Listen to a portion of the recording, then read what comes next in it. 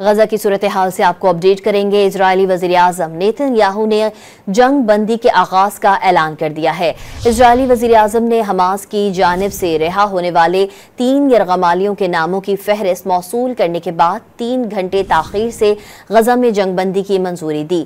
15 مہینے سے تباہی کا سامنا کرتے غزہ کے مکینوں کے لیے جنگ بندی امید کی کرن بن کر سامنے آ گئی ہے۔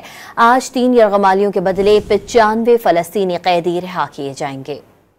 غزہ میں 15 مہینوں کی اسرائیلی بربریت کے بعد امن کی بحالی کا امکان۔ حماس نے اسرائیل کو آج رہائی پانے والے یرغمالیوں کی فہرست جاری کر دی۔ اسرائیلی امن معاہدے کے پہلے مرحلے میں عمل درآمد کے لیے رہا کیے جانے والے یرغمالیوں کے نام موصول ہونے کی تصدیق کی۔ رپورٹ کے مطابق حماس کی جانب سے اسرائیل کو 3 خواتین یرغمالیوں کے نام دیے۔ حماس نے فہرست جاری کرنے میں تاخیر کی وجہ رابطوں میں رکاوٹ کو قرار دیا۔ پیغام دیا کہ اسرائیل کو جنگ بندی معاہدے کی پاسداری یقینی بنانا ہوگی۔ اسرائیل اور حماس کے درمیان ہونے والا جنگ بندی معاہدہ 3 مرحلوں پر مشتمل ہے۔ 6 ہفتوں پر مشتمل پہلے مرحلے میں 33 اسرائیلی یرغمالیوں کو رہا کیا جائے گا۔ بدلے میں اسرائیل ہر یرغمالی کے بدلے 30 سے 50 فلسطینیوں کی رہائی یقینی بنائے گا۔ عرب میڈیا کے مطابق آج معاہدے کے پہلے روز 3 اسرائیلی یرغمالی اور 95 فلسطینی رہا کیے جائیں گے۔ دوسرے مرحلے میں مزید قیدیوں کی رہائی کے لیے اقدامات کیے جائیں گے۔ تیسرے مرحلے میں